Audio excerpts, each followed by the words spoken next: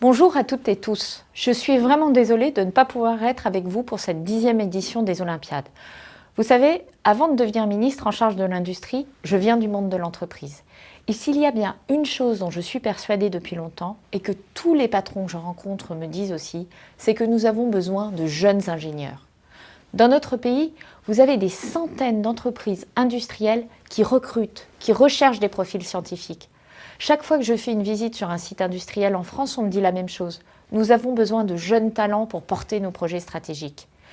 Et comme ministre, je veux vous dire que nous avons besoin de talents pour nous battre contre nos concurrents, notamment américains ou chinois. Il nous faut innover, il nous faut concevoir et développer de nouveaux produits.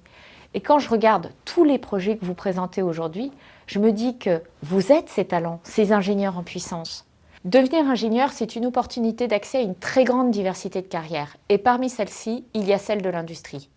Malheureusement, quand vous parlez d'industrie aux gens, ils imaginent encore des usines polluantes, des conditions de travail dégradantes, des activités sans avenir. Mais c'est tout le contraire. L'industrie, c'est le secteur technologique par excellence. Ce sont des métiers qui recrutent, des métiers bien payés, des métiers qui ont du sens, où vous allez créer les solutions du futur. Ce sont les ingénieurs qui nous permettront de réussir la transition écologique et énergétique. Pour certains, vous êtes dans la dernière ligne droite des choix. Pour les élèves de première, la question de l'orientation reste encore ouverte. Mais je veux dire à tous, si les sciences vous plaisent, foncez. Nous avons de très bonnes classes préparatoires d'ingénieurs. Nous avons de très bonnes écoles d'ingénieurs. Nous avons une longue tradition de formation en France. Et croyez-moi, un ingénieur français, ça veut dire quelque chose dans le monde du travail, en France et hors de nos frontières. C'est vrai pour les garçons, mais c'est vrai aussi pour les jeunes filles. Je le dis parce que plus de 50% des bacheliers scientifiques sont des filles, et pourtant, moins de 30% d'entre elles se tournent vers des études dans les sciences dures. Trop souvent, les parents disent « ça, c'est plutôt un truc de garçon ». Et les filles se disent elles-mêmes qu'elles préfèrent aller vers des études sur les sciences du vivant ou d'autres filières, parce qu'en réalité, elles ne se sentent pas si attendues que ça dans les métiers d'ingénieur. Et moi, je dis aux jeunes filles, ne vous fermez pas la porte.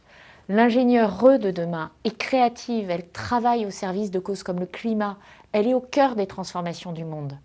Je rencontre chaque jour des femmes qui ont réussi dans l'industrie, comme ingénieures, comme chercheuses, comme patrons.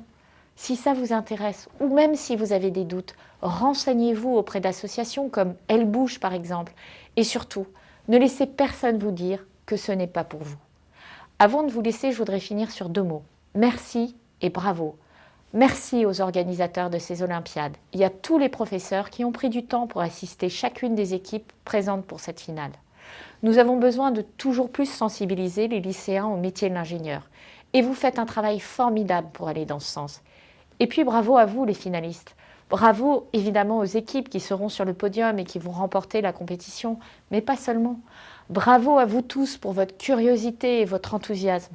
Ce sont des qualités indispensables dans le monde dans lequel nous vivons. Gardez-les.